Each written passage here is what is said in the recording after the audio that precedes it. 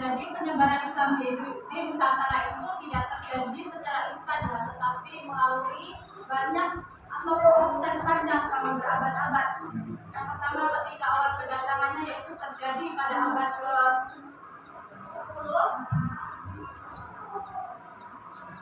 itu oleh dinasti Tang atau Dolar Arab yang memasuki Nusantara pada tahun 679 Masehi.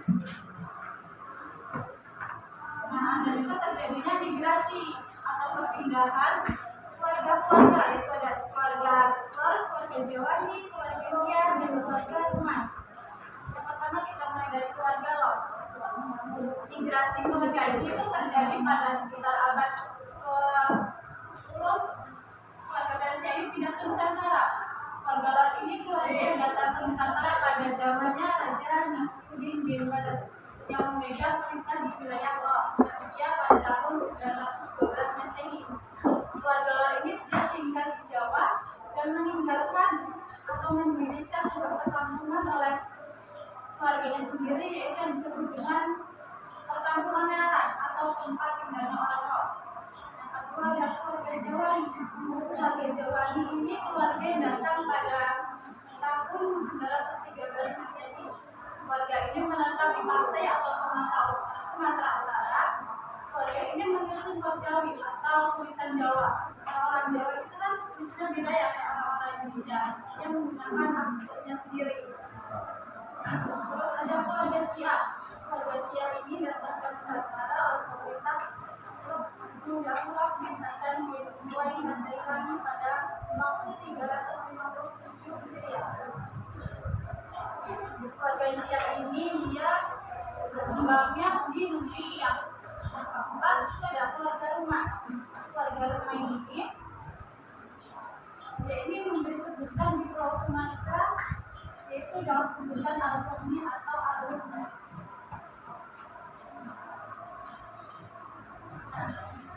Ada kendaraannya nih ketika si wartawan menjaga ke Nusantara itu dia tidak mudah ya mulai bertahap-tahap. Nah, itu ada di halaman 268. Nah, dalam awalnya itu selama hampir 80 tahun, abad ke-7 hingga ke-19, Islam belum dianut secara luas oleh dinasti atau penduduk pribumi karena adanya kendala atau hambatan adaptasi penolakan terhadap penyebaran Islam secara luas. Nah, sejarah dan strategi dakwahnya itu ada dua. Paling semua itu muncul pada abad ke-15 sampai ke-16 Masehi. Nah, sebagai pembahasan penting karena di paling sama ini jadi berhasil dalam mengislamkan penduduk secara prinsip, yaitu secara tadris dan adapun hadas. Yang pertama itu tadris bertahap. Tidak ada ajaran ini dilakukan secara mendadak. Segala sesuatu yang kita lakukan itu pasti ada prosesnya, ada tahapannya. Tidak, ujung-ujungnya itu kita bisa sukses. Nah, contohnya ini ada seperti minuman waktu, kepercayaan animisme, maka secara bertahap tersebut diurutkan oleh para wali dengan metode dakwah yang penuh dan selamanya. Maka dari itu pada sekarang adanya orang-orang kayak gitu. Itu bisa banyak urutannya kalau ada wali, tetapi ada juga larangannya. Nah, larangannya tidak enaknya kita melakukan semua kita, tapi kita dengan terbuka dan kedamaian itu agar tidak terjadinya pemberontakan. Nah, yang kedua itu ada negara tidak menyakiti. Para wali itu tidak membaca negara Islam dengan unsur tradisinya yang sudah ada pada masa itu. Bahkan mereka itu memperkuat dengan caranya, yaitu dengan memperkaya atau memperkuat nilai Islamnya agar nilai Islam itu dapat diterima oleh orang-orang di sana tanpa paksaan.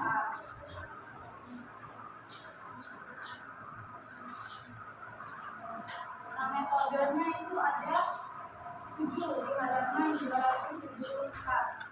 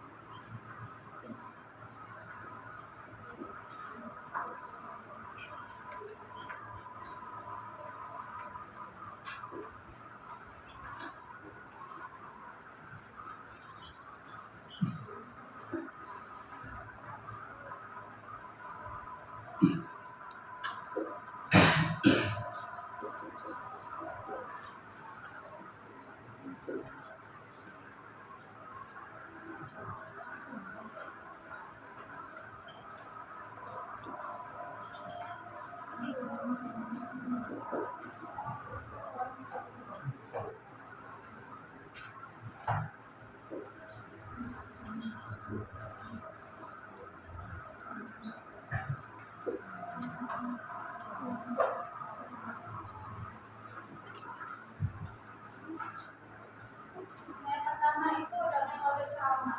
Karena kita sekarang kan sudah turun-menurun ada kayak foto atau status-status kan sekarang juga mengikuti metodenya wali sama ini. Walaupun kita ketika dakwah itu nggak harus warganya itu banyak ya, jadi itu nggak apa-apa ceramah minimal ya maksimal lah di atas 5 itu sudah termasuk ceramah. Tapi kalau ketika kita berhadapan sama satu atau 2 orang itu sama saja kita seperti cerita beda dengan ceramah. Nah, yang kedua itu ada tanya jawab atau diskusi, ini juga berjalan sampai sekarang ketika kita sekolah belajar. Kita juga menggunakan diskusi atau tanya jawab agar memperluas wawasan kalian.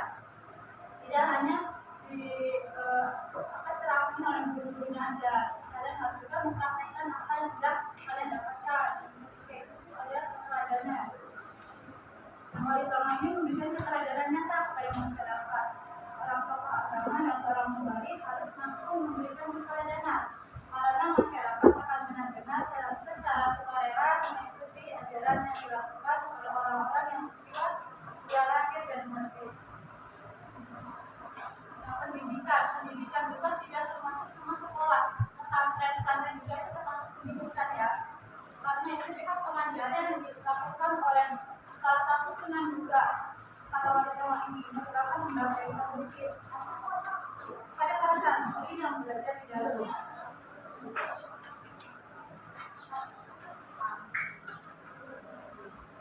Kesimpulannya adalah wali songo merupakan sekumpulan merupakan tokoh penyebar Islam dalam masyarakat abad ke-15 hingga abad ke-16 yang merupakan tokoh terpenting yang telah menyukseskan dan berhasil membesarkan secara luas dengan mengembangkan ajaran Islam di Nusantara.